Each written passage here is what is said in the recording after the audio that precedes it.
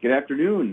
This is Derek Winkworth from Apstra, and thank you for coming, for taking the time to listen to our webinar, our discussion today about the evolution towards autonomy, the journey to self-operating networks.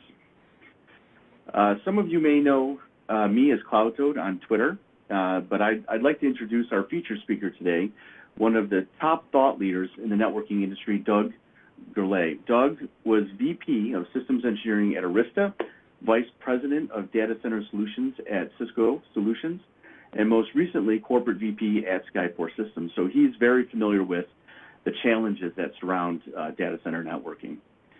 Today, Doug is going to give us an overview of the dynamics that are driving the move to self-operating networks, and will address requirements and skills needed with diverging networking architectures and the advent, of intent-based networking. Doug's opening remarks will last about 20 minutes or so, at which point we'll open up the discussion. We'll take your questions and comments via Twitter, so just tweet at Apstra Inc., APSTRAINC, at any point throughout the presentation, or hashtag self-operating networks, or network, singularly. But before handing it over to Doug, let me start with a short intro of Apstra and decide who we are and what we do. Apstra was founded with the mission to drastically simplify the way data center networks are designed, built, and operated, delivering on a vision of a self-operating network. We have assembled an extremely talented team with expertise across data center networking, distributed systems, abstraction and modeling, and automation. And these team members have a proven track record in creating and leading successful businesses, as well as creating innovative software. The Apstra operating system, or AOS for short, is the first distributed operating system for the data center network. It runs on top of your hardware infrastructure and delivers full intent-driven, closed-loop, vendor-agnostic network lifecycle automation. We'll get into more details about that later. We believe that customers should be able to design, build, and operate their data center using our turnkey certified reference designs with minimal customization. In fact, we like to use the analogy that AOS is like a game console into which you insert specific cartridges for specific use cases. We provide these cartridges and let you customize them to your needs. So with that, let me hand over the floor to Doug Gourlay. Doug? Hey there. A quick question, Derek, before I get into it. Did you write that yourself, or did somebody force, like in marketing, like force you to read that? Yeah, they pried my eyeballs open, kind of, yeah, like a Stanley Kubrick film, and yeah, it was good. Clockwork Orange. Yeah, it was straight into my eyeball. Direct projection right into the retina. Outstanding. So as Derek said, I'm Doug Gourlay, and I think I was brought into this conversation to be marginally uncouth, but at the same time, bluntly, in modern parlance, keep it real, which is what I'm going to also ask Derek for the rest of this. Dude, let's drop the scripts and let's have a real conversation about what's happening in the networking industry that's affecting operators, engineers, even up to CIO level, which are getting increasingly worried, whether it's putting the Mark I eyeball or Eye of Sauron on the network. And in short, when you think about business critical networks nowadays, I was having a conversation last week with a guy I've known for 20 years who's been at a wide variety of financial industry firms, usually as the head of network engineering for the WAN or the LAN or the data center overall. And he said, we want to move to declarative models. It's such an interesting term to me. I'm like, okay, I want to declare something. I want to state what I want to do. And then I want the entire full stack of IT infrastructure to be expressed through software configurations that claim the outcome and the execution. And by the way, when you think about that model, it's exactly like what well-organized software shops do. right? There are software development methodologies where you write your functional spec, you define your test and acceptance criteria, you write your automated test plan, then you write your software. Yet we don't do that normally in most networks. As a good friend, Dino Farinacci told me once, he said, Doug, code doesn't lie. He said, I can't lie to you in C. Now, okay, with enough variables, you can. But all that being said, we need to be able to declare what we want, state our intent, model that intent, and be able to achieve a business outcome. And the business outcomes I constantly hear are uptime and agility, right? It's the two things we want. Yet, how do we manage most networks? We manage them with spreadsheets, with Visio diagrams, with printed circuit and cable maps, and then hopefully some system of record for the infrastructure and what our current configuration status is. And that's probably normal for most people.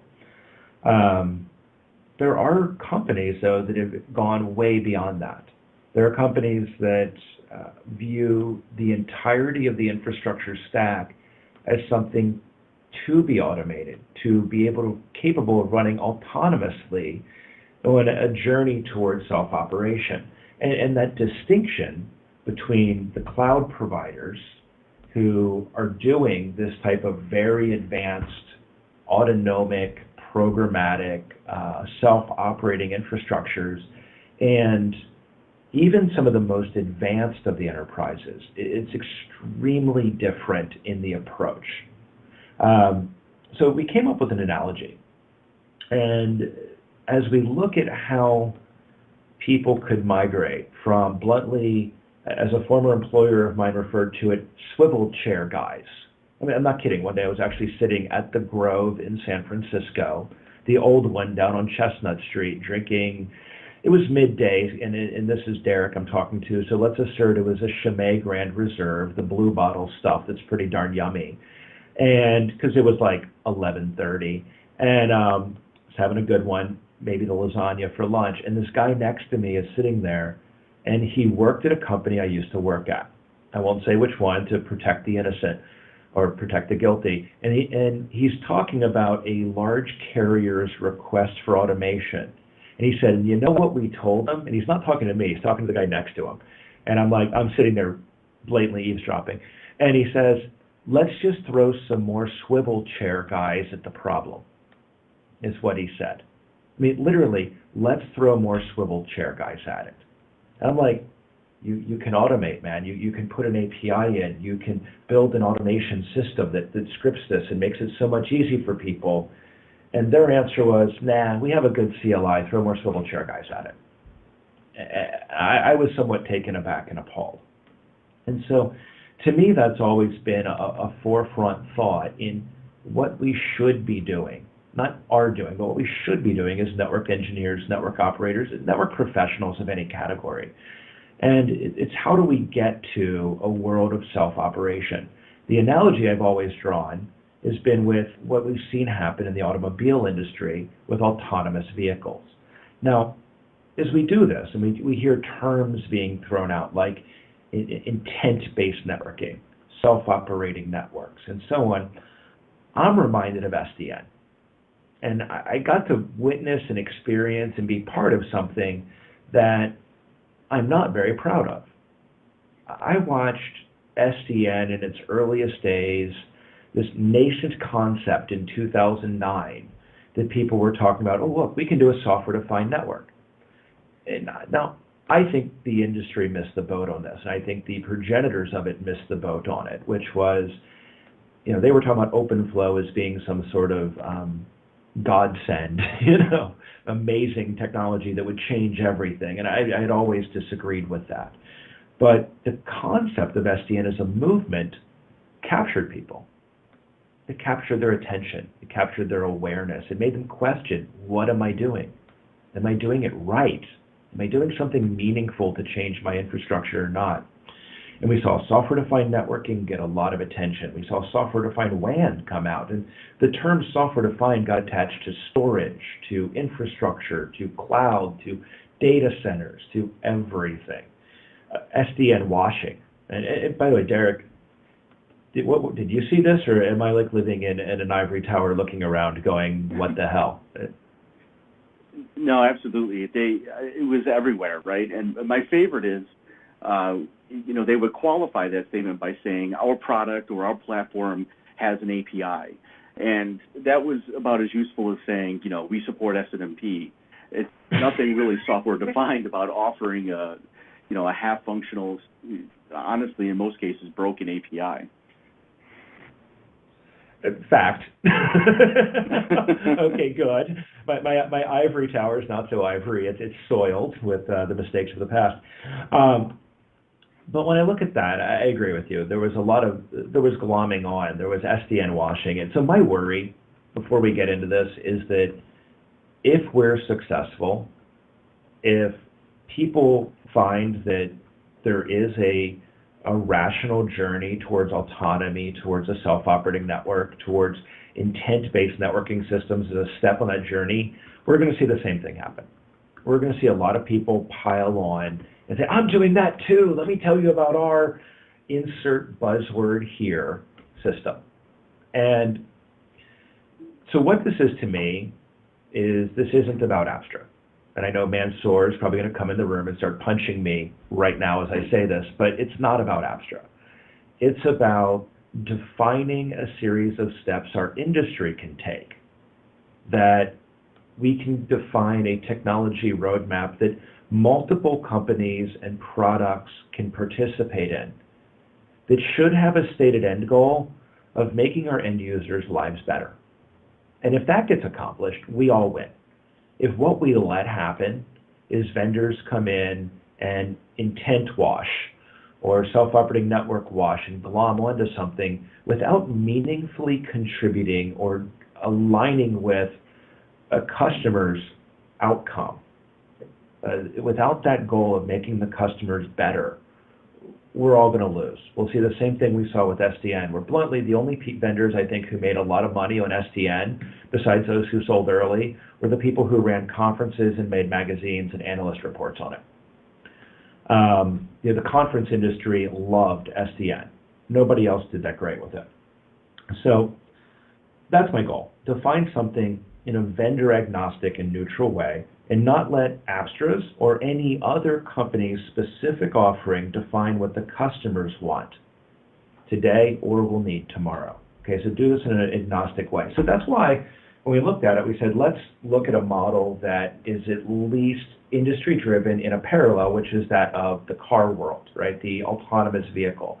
So they developed the SAE, an industry forum associated with the automotive industry and working collaboratively, as I understand it, with the National Transportation Safety Board, created a model for autonomous vehicles. Now, I summarized their model in a slightly pejorative manner and said, okay, what is the first one? The first phase of it, phase 0, is my Honda Del Sol. Yes, I freely admit that one time in my life I owned a Honda Del Sol. It was stolen from me in front of the Korean consulate, and I got to watch the video of my car getting stolen and stripped out. That was really cool. That's how I lost my Honda Del Sol. Otherwise, I probably still have the darn thing today. There's more leg room than you'd ever expect, probably because I took the roof off. But the level of autonomy in it was what we will refer to colloquially as idiot lights. And bluntly, the Honda Del Sol from 1995 did not have the greatest idiot lights. If you left the headlights on, it would kill the battery. It wouldn't even ding at you and tell you. It was smart enough to let you know you left the keys in the car, though, which is not how my car got stolen. So level 0, no autonomy, may be a warning indicator. Bluntly, it's probably how most of us run our networks today. Level 1, adaptive cruise control, speed sensitivity. I can put cruise control on and it detects if a vehicle in front of me is hitting its brakes. That is the Mercedes-Benz SL600 circa 2006. Okay, it's a great car, minus the active body control, which flakes out on you. It has distance-sensitive cruise control, nice capability. That capability has been in the market at least 10 to 12 years and is fairly well-formed. Level 2, autopilot. Teslas.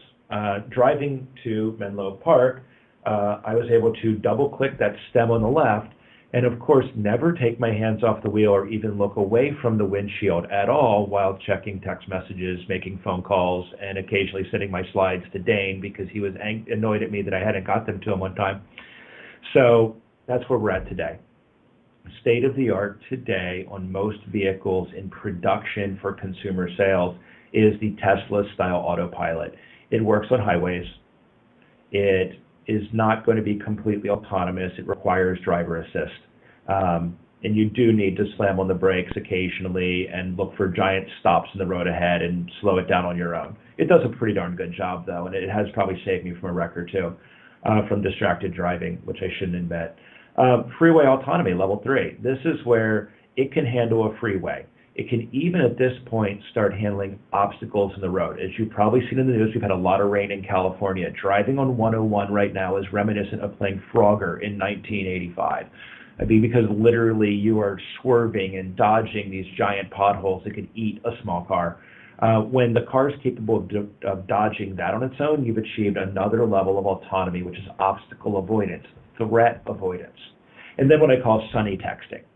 Sunny texting is it can handle any traffic situation in a good, not severe weather day and get you to your destination, whether it's city, country roads, highways, and so on. The end game evolution in this world is, I would use the terminology of, how would I put it? Mad Max is my co-pilot, okay? Which is literally the car can handle anything, on-road, off-road. It will get you to the destination by any achievable path, at which point, literally the car can be driving itself while Mad Max does his thing, whether in Thunderdome or Road Warrior, or even that most recent one that caused really great special effects to appear without CGI. Awesome movie, by the way. That's the progression. But now let's contrast that progression with what we believe will happen in the networking world, right? Idiot Lights is manual. It's CLI. It's Excel. It's using What's Up Gold for glorified ping testing, which, by the way, is state-of-the-art in a lot of mid-sized enterprises on down. Adaptive cruise control, the analogy, it's kind of basic. What are we doing in the networking there? Excel scripts, TCL scripts, Perl scripts, SNMP, like you mentioned, Derek. Basic API controls, right? Basic programmatic infrastructure, basic reactions to outside stimuli. I could even bluntly say that this is like routing protocols versus static routes, right? It's some amount of dynamic reaction to a slightly changing environment, but not a globally changing environment. Autopilot is like an open loop configuration. So to say that, I should probably define what closed loop is. Open loop is I'm monitoring configurations. I'm tracking what's happening, and I'm deploying those configs out to one or multiple vendors. That's really great. Do I know that they stuck? Do I know that they worked? Do I know that they achieved the goal of my infrastructure? This is the gap within configuration management. I don't close that loop from configuration being deployed to testing automatically and programmatically. Does the configuration achieve the declared goal, the statement of intent on my network? Phase 3, where we saw freeway autonomy, strikes me very much being equivalent to an intent-driven network with declarative modeling. Think of it like this. What have we seen in, well, Derek, you were in the Air Force, right? That's sort of a branch of the service? Yes, it's the one with airplanes. Oh, okay, cool. I have to have a little fun. I heard a joke one time that said, the U.S. only has 2 branches of the military, the Army and the Navy. The Marine Corps is a cult, and the Air Force is a corporation, which actually seems kind of accurate. So I have to have a little fun and jest at my friend Derek. Sorry, thanks for being here, boss. When you're doing a CONOP, or a concept of the operation, or a operations order, a 5-paragraph operations order in the military, paragraph 2 is your mission statement. This is you as the commander, your intent for your organization. When you go to the operations, when you go to paragraph 3, the execution paragraph, You not only have restated your intent, you also state your commander's intent, the intent of the guy above you, what he wants. So it's like, my platoon's going to do this because the company's doing all of this, and here's our role. So we're not only telling our guys what to do, we're telling our guys how what we're doing fits into the overall concept of the operation that we as a larger unit are executing on. Whether I use an analogy from the military, from software programming, or from an autonomous vehicle, the idea of saying, in your GPS, this is where I'm going. Saying, this is the concept of the operation, this is my intent. Declaring what you want to achieve is probably one of the key steps we can move forward to as an industry. I sat in a room once with Andy Bechtelstein, the chairman and chief development officer at Arista, and we were just sketching on a whiteboard that literally in 3 CLI commands, you could define what a switch can do. It's routing table, but its role. Is it a leaf switch? Is it a spine switch? How many connections should it have? Who should it be connecting to and how many times? These are all really important things for me to know so that I can in real time evaluate the configuration that's been programmed in and determine, does this configuration achieve my intent? A declarative model. Beyond that, we start getting to self-operation. This is where not only do we detect defects, but either correct the defect or alert, alarm, and inform the human in that NASA model where you close that loop but put a human in at the key deciding factor to allow the system to fix itself, to say, hey, unplug port 3 and plug it back into port 2 where it belongs, dude. It's not set up right. There's a set of things that the network can do for itself, adjusting maybe table structures, protocols, and things. And there's a set of things that require, because it's physically connected, a human to interact. So there is a phase 5 that we should think about further out, and it's essentially Skynet, when the network becomes self-aware. I think we need to draw a hard stop at line 4, okay? I don't want to move any closer to Judgment Day, so we're going to stop there and not get into the network becoming self-aware or the singularity being achieved. What do you think, Derek? I don't want your Air Force guys to bomb me, so good call? I, for one, welcome our robot overlords. So You would, by the way. You're a very warped individual, and that's why I love you, man. So maybe 1 or 2 more slides, and then I'm actually going to ask Derek to dive in with me on something interesting, which is experience. Okay, J. Paul Getty had a wonderful quote that I was reminded of by my good friend Pat Finn the other day, which is, in times of rapid change, experience could be your worst enemy. And I get this. Things are changing quickly again, thankfully, in an interesting way in the network. And it's been boring there was 10 years of boredom, right? Oh, look, a bigger switch. Yay, front page on Network World. Launch achieved, move on. Things are getting neat. Things are getting exciting, and I like that. But sometimes when I look at some of this new stuff, I go, that'll never work. We tried it before. We did it with YAML. We did it with this. We did it with that. It's going to fail. This might be experience being my own worst enemy. When I went to the cloud or the container world yesterday for a little bit, and I looked at what some of the companies were talking about there, and literally, I'm watching people dynamically construct applications in minutes that are all IP addressed, that all use a security model mapped to the workload. The workloads could be placed anywhere with ephemeral IP addressing.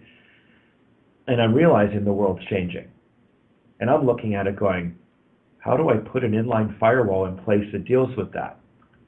And by the way, the right answer might be, my experience is telling me I need an inline firewall, because the first presentation I ever gave on networking in 1995 talked about you need a TIS gauntlet firewall to protect you from the vagaries of the internet.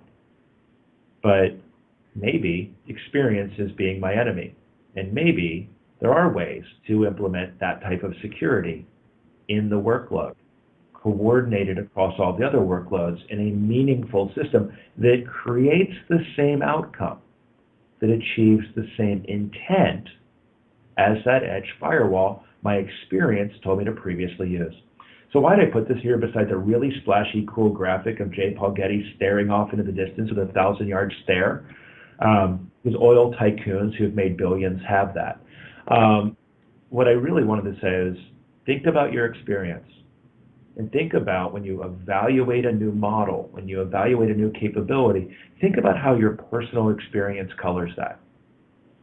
Because sometimes we might be missing that newest capability, that new model that might actually work and might change the world because we're not seeing it the way the newest guy in the organization sees it. We're seeing it the way our 20 plus years of experience, our gray bearded self looks at it.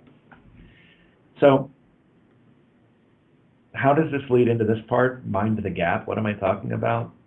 Well, what I've seen emerge is a skills gap in networking, a gap between network operators and what some people call network developers or network programmers. Let me tell you what I'm saying here. And Derek, I'm going to ask you to comment on this. And by the way, guys, whether you tweet a question, whether you post it to the chat to the presenters, or whether you put it on @Apstra or @CloudToad or @DGourlay, throw an engagement out there, okay? Ask us a question, chime in, not at the end, chime in anytime. Chime in when you have a question or when I say something that either pisses you off, makes you think, or is at least worth laughing at because, my gosh, I've been caffeinating madly all morning in order to achieve some level, I believe, of a sense of humor, not to mention watching Aziz Ansari reruns, mindlessly leading up to this, okay? So I'm trying to do my part, and I'm going to ask you guys to help me out. There's quite a few of you on. That's pretty awesome. Throw us a shout out, throw us a comment, either egg us on or throw a question out there, and we'll do. If we can't answer it in line, if we can't answer it in band in the program, I promise you Derek will work his ass off for the next 3 weeks answering each and every one of them with a personal email and a love note attached, okay? He will commit to that for you. That's the skills gap. You're welcome. I can't write long, lengthy love notes over email, and Derek can, okay? That's a skills gap right there. But there's also a skills gap, not just in Derek's love letter writing capabilities. There's a skills gap in, my God, okay, I walk over to a large cloud operator, a large web scale company in the Bay Area, and I'm talking to the network engineering team, just catching up, like, hey, what you guys doing? What are you working on? How are you building it now? What's this cool multi-planar core design you're rolling out? And I'm learning, and I love it. And what I'm also learning is no human is authorized to touch the command line interpreter in some of these shops. I mean, literally, if a human touches a CLI, it is like the absolute exception. It is a tier 3 engineer with a special dispensation from the VP of infrastructure on a change control to be able to use a CLI. And I'm like, how is that possible? Like, what do you use? How do you do that? And what I hear back is, every time consistently, we built a tool that ... I'm like, you built a tool. How'd you do it? Oh, we took some developers and we did, again, insert rest of diatribe here. What these companies have done is said, vendors who have provided open APIs with programmatic access or allow agents to be loaded on their system, they have preferred.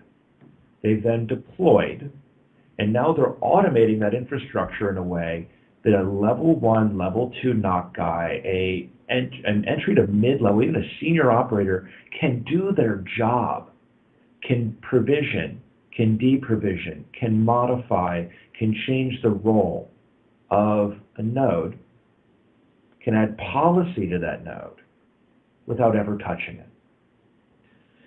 And those types of tools are awesome in their capability. But what they've created is a world where, I mean, literally I'm watching network guys making 2x what the average is, or 3x what the industry average is of a CCIE, because they know how to write a program in Python or Go or C that automates the infrastructure in a meaningful way that reduces the operations burden. And then I'm seeing a set of guys that unfortunately I feel are being left behind in this transition. And the challenge is they don't have the tools. They don't have the capabilities. They don't have the commercially available software to buy. They don't have the budget. They don't have the time. They don't have the management support, okay? I mean, I don't want to blame cast here, but there is a wide variety of very rational organizational and individual reasons that somebody will not be able to embark on this journey. I believe what we need to do as an industry is close the skills gap, okay? And we can close the skills gap with training. We can close the skills gap with tooling. We can close the skills gap with education. We can close the skills gap with management support. I believe that the reason it does say Apstra on the bottom right is Apstra is building a tool. Okay, insert shameless commercial plug here. Cue light music in the background. I'm going to repeat a 1-800 number 3 times. But Apstra is building a tool that enables the enterprise to adopt the same type of automation and infrastructure management, infrastructure autonomy capabilities that a lot of the largest, most successful cloud and web scale operators are building themselves. That's the goal. Again, a tool to enable the closure and the shrinkage of that skills gap rather than the ever widening of it. Lastly, and then I'm going to get into hard questions for Derek Land. There's not just a skills gap.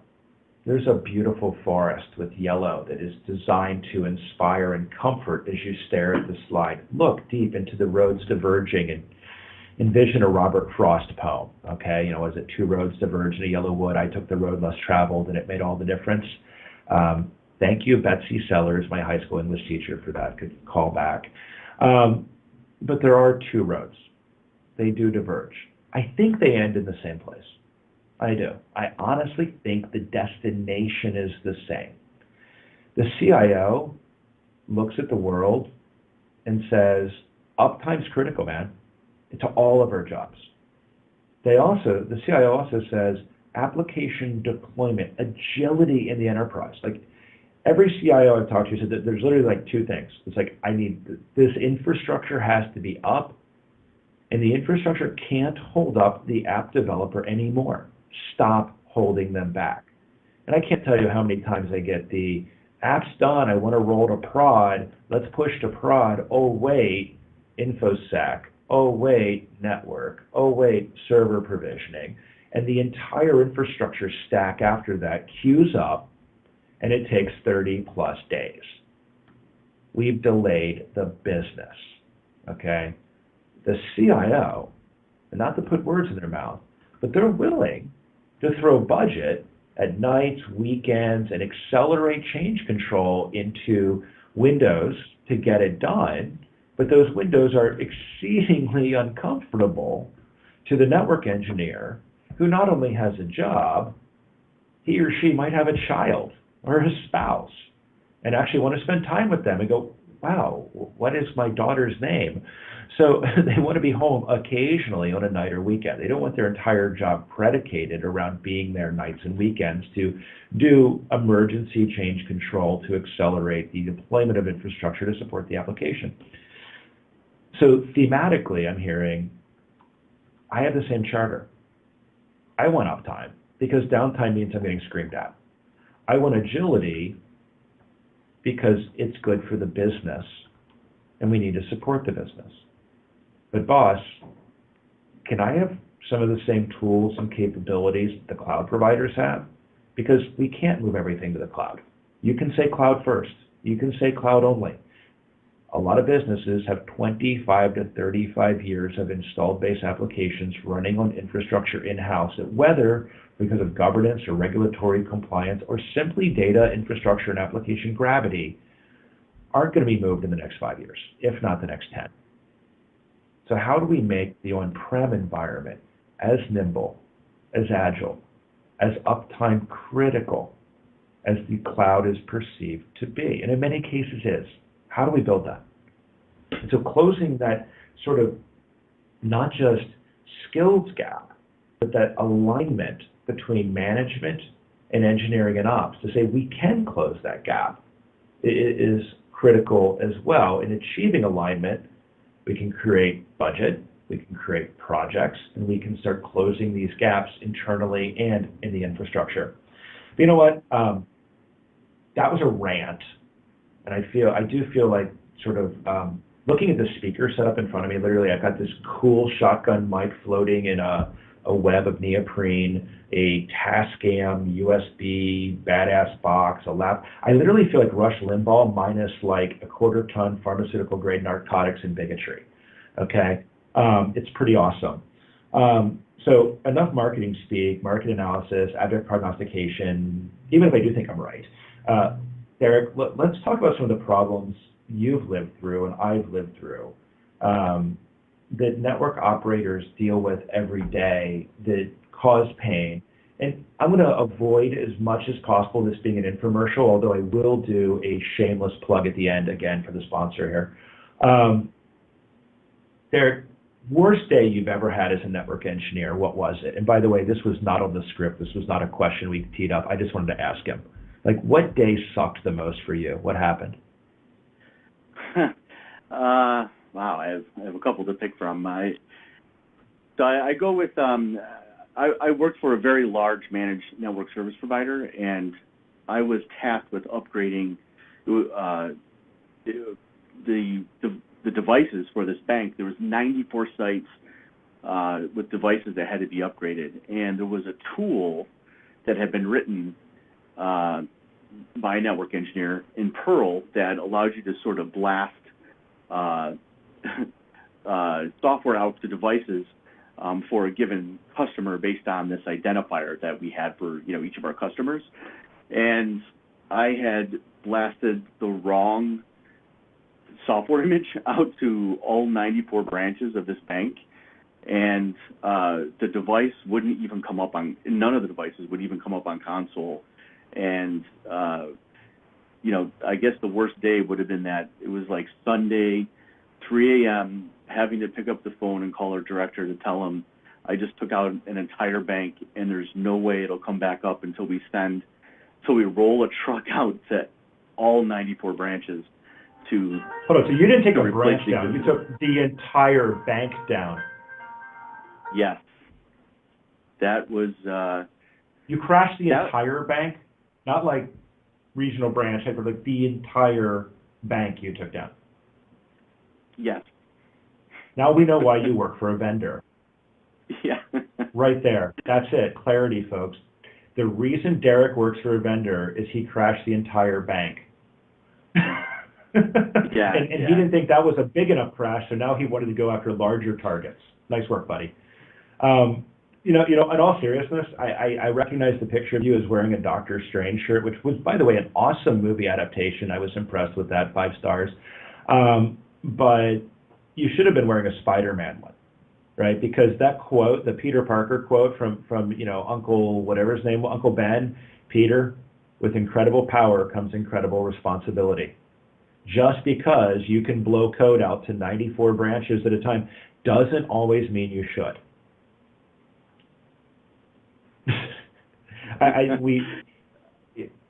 The problem with scripts, the difference to me between a script and a program is the other day I wrote a script that was designed to take a contact list I had of people and blatantly spam them with a text message coming through Twilio.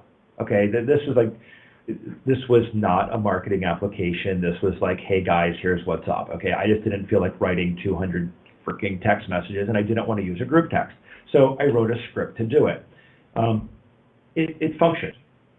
With perfect input comes perfect output. Keep garbage in, garbage out though, right? And so if you think about that situation, what does it mean? It means that with scripting, we cut corners. I wanted to achieve blasting 200 text messages out. What I didn't count on was I might have a phone number formatted wrong. I might have a phone number as a text string as opposed to a value. I hadn't built the right guard bands in. And so to me, the difference between a script and a program, and something that took me years to rationalize, I'm like, guys, how can you show this to me in a hackathon in 24 hours and it works, and then take 6 to 9 months to deliver the actual feature in the commercially available product, is that the next 6 to 9 months we're testing, guard bands, input validation, and all of the things we do as a programmer to create commercially viable software that we all cut corners on when we're scripting. We don't put backouts. We don't put, all of the checks and tests in there. And it took me a long time to learn that. I mean, literally probably 15 years of my career before I figured that out. But the reason it takes a long time is a well-organized program builds that. And that's something for us just to realize is when we're talking about commercial-grade software applications, something to hold not just this vendor, but any vendor to is how do you validate input? How do you test output? How do you close the loop? How do you ensure that what got deployed and pushed out to my switches and routers worked, that it achieved what I wanted? How do you test, right? Very key things. And by the way, a question came in I'm going to ask you, Derek. I love this question, by the way. I'm hoping this was not a seed question that somebody put in. I hope this is actually from a real audience person. It says, really cool and totally appreciate the abstraction. What is the churn and day in the life of on mapping from the abstraction in a declarative model to the southbound devices that are maintained for various network OS targets? Is the churn more amplified upon upgrade to a newer target OS? I scrolled in.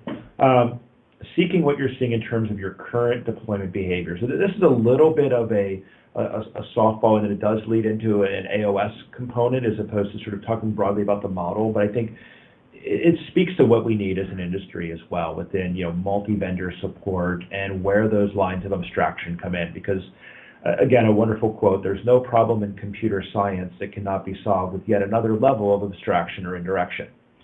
So what are your thoughts on this, Derek? What is the day in the life like? How does somebody create a model, and how does that model get deployed and pushed across a broader swath of infrastructure? Yeah, actually, this is a great question. I guess I'm focusing on the word amplified. They said, is the day in the life of the maintenance of our abstraction amplified upon upgrade to a newer target network OS? We actually there's one thing that one of many lessons learned from SDN is you don't want really bloated, complicated abstractions between your software tools and the network, because they'll just they'll amplify and get in with all kinds of dependencies and everything else, and every time someone makes a change, it breaks some portion of the abstraction, right? So inside of AOS, we actually we have minimal abstractions in between our software and the hardware underneath. And really, you can sort of think of those devices as needing device drivers for AOS, because AOS is a distributed operating system. And like any operating system, it has to have drivers for the devices that it has to support. And it's actually very easy for us to develop new drivers for new vendors. Every single release, we support more and more vendors, and soon it'll be very easy even for people who use AOS to write their own drivers for other devices. So it reminds me of kind of a funny story where I wanted to try a new network OS. This is going to date me. I wanted to try Cisco 11.0 code because, hey, it's got a bigger number. It must be cool. There has to be a new feature I wanted to try in there and see what was different between 10.3, like the single most stable version of Cisco iOS ever released, and 11.0. So what I did was I was sitting there, and if Ken Hook's online, he'll probably remember this night. He was sitting next to me. I was sitting next to Ken, and somehow somebody had thought it was really cool to empower me with the enable password of every switch and router at the University of California, San Francisco Medical Center across all 6 hospitals. I was installing a Lightstream 1010 ATM network core to interconnect all 6 hospitals. It was a lot of fun. And this was like 1997. So I'm sitting there and I'm banging out on the keyboard and I go, hey, here's a poison control network. It's got 2 routers in it. Let me try 11.0 code. Let's add a new vendor. Let's do a new push. Let's add a new capability and see what happens. So I went to these 2 routers thinking that they're part of a route poisoning project test bed for some reason, probably because I read about that the night before, like poison reverse, and I thought, oh, let's see what this does. So I decided to load 11.0 code. Now, I've discovered in life there's a moment of incredible clarity. This moment of clarity exists for all of us in the first 5 seconds after you hit send on an annoying email to your manager, or after you hit enter on a command line interpreter where the command is reload. Right, so when you do like reload power now enter, there's this moment of brilliance, the state you enter where the entire world becomes clear to you. And in the first 5 seconds after hitting enter, it became clear to me somehow that this was not a route poisoning testbed network in a university. This was the Poison Control Center core routers for the entire state of California. So in loading the new OS, without having tested it, without having validated it, without having an abstraction layer that understood it, without having a device driver that was aware of it, without having a backup plan and how to roll back my change, I caused a multi-hour outage until, thankfully, dear God, something I had put in allowed magically, I think, it might have been prayer-driven, frankly, allowed one of the routers to reload properly with the old 10.3 code. And I don't know what I did or how it worked, but I'm really glad it did because it saved me like a flight to Fresno and probably saved my employment contract at that point in time. Bluntly, if I had gotten caught, I probably wouldn't be sitting here today talking to you. I'd either be in jail or like doing desktop support somewhere, which is a job I never want to do again.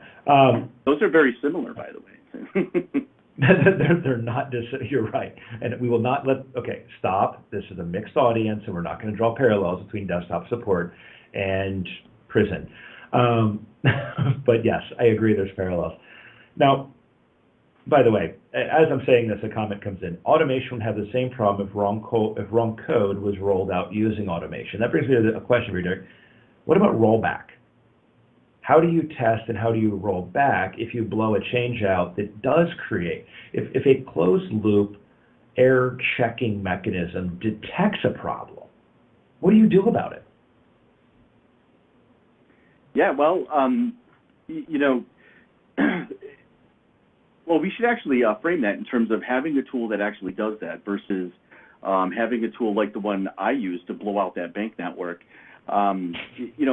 You talked about the skills gap earlier, and there's another way to think about skills gap, and that is automating the network is really hard to do. It's a distributed systems problem, and the reason why we don't see really robust scripts written by network engineers or even a lot of developers is because how do you on a distributed system test all of the elements in that distributed system and then do rollback in all those elements, especially when there are multiple vendors or whatever. Do you do multiple threads? Do you do everything sequentially?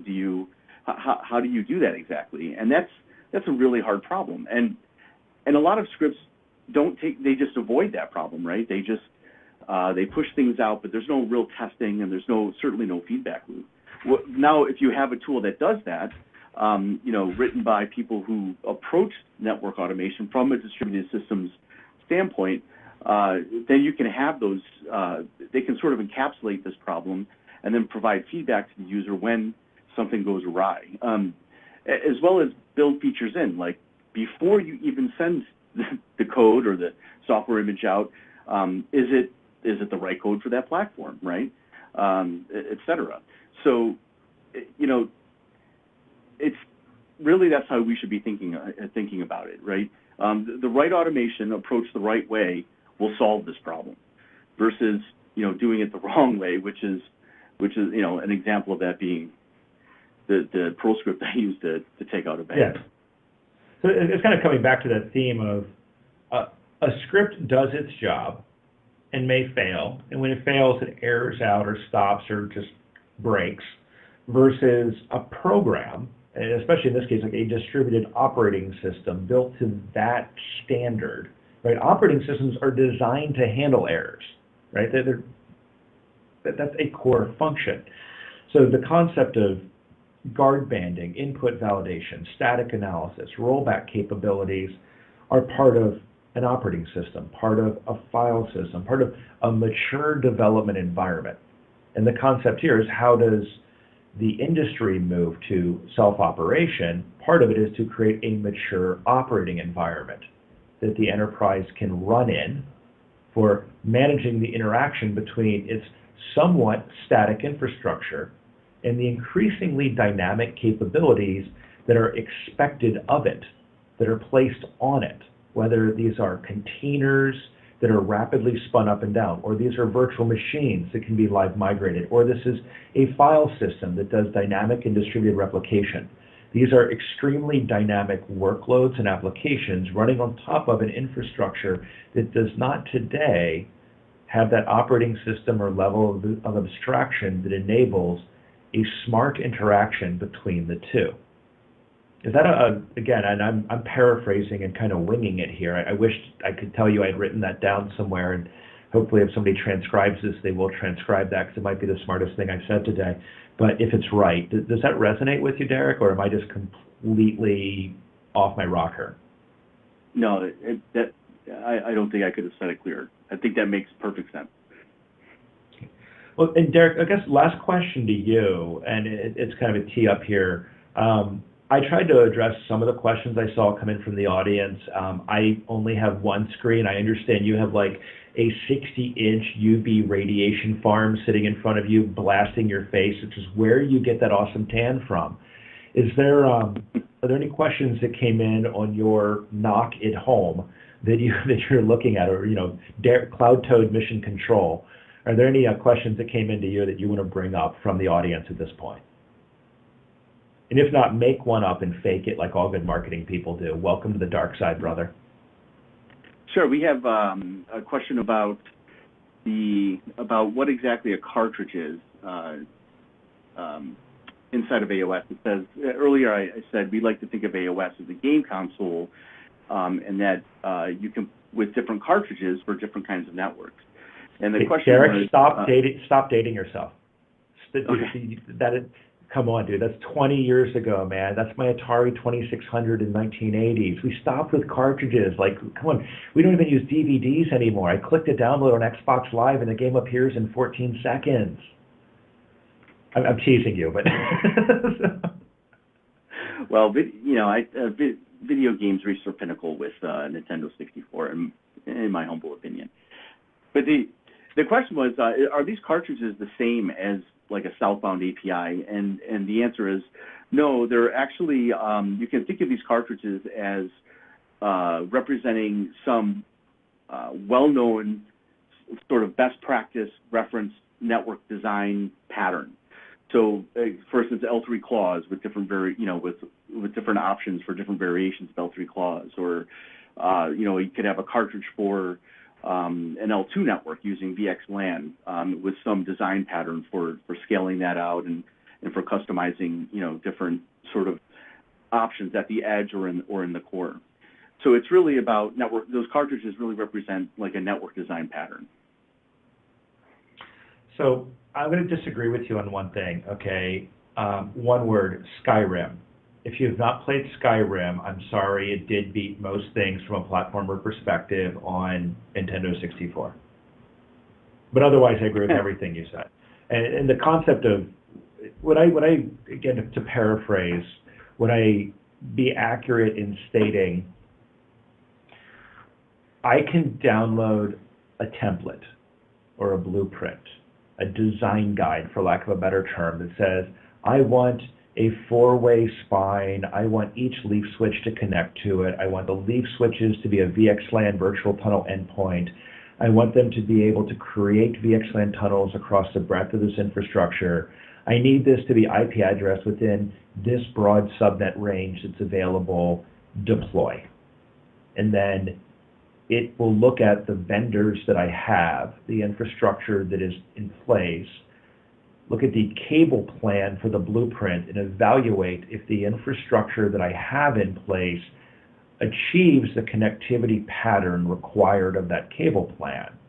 Then, if it does, moves forward with loading the appropriate OS versions, then the appropriate drivers, for lack of a better term, or agents, and then the appropriate runtime configurations on each one of those products, regardless of vendor proviso, they're supported vendors, to then stand up that entire network, and then closes the loop on that video game, on that cartridge, by testing, not once, but ongoing, the availability, the performance characteristics, and the adherence to the intent, and both from a configuration and a connectivity pattern of that particular set of devices within that network.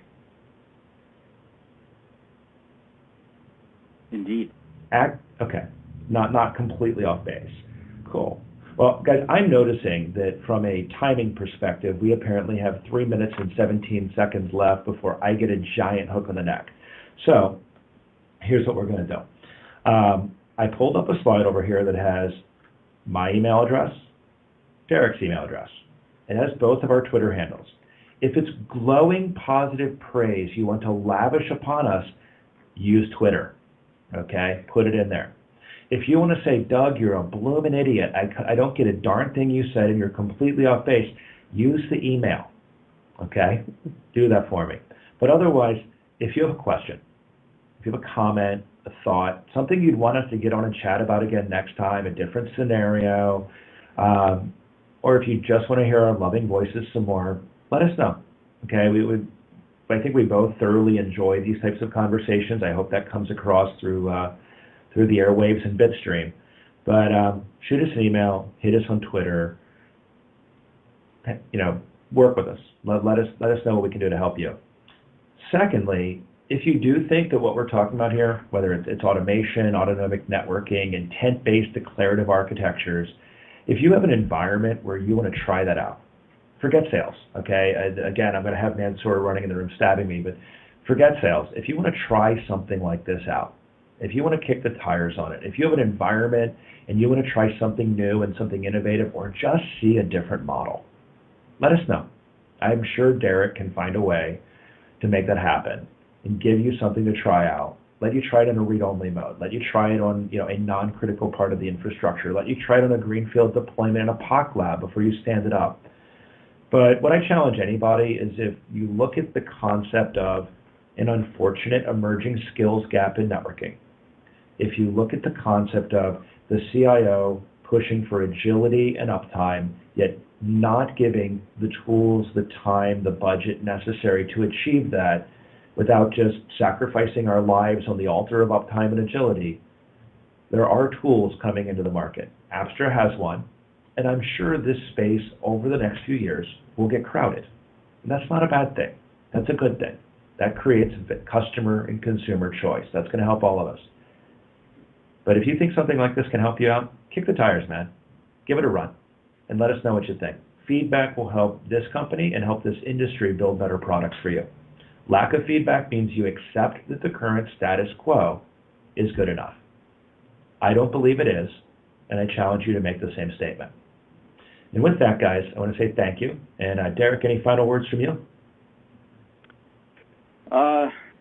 No, I just want to, echo that sentiment. If you want to solve problems, you have to think in a different way than what caused the problems in the first place. And in networking, it's all about getting hands-on, and it's if you're interested, if you want to see it, and get your hands on it. We'll help you get your hands on it. Cool. So guys, thank you for your time. Thank you for your interactivity. Thank you for your follow-up, and thank you for your consideration. I hope you all have a fabulous week, and go kick some ass. Have a good one.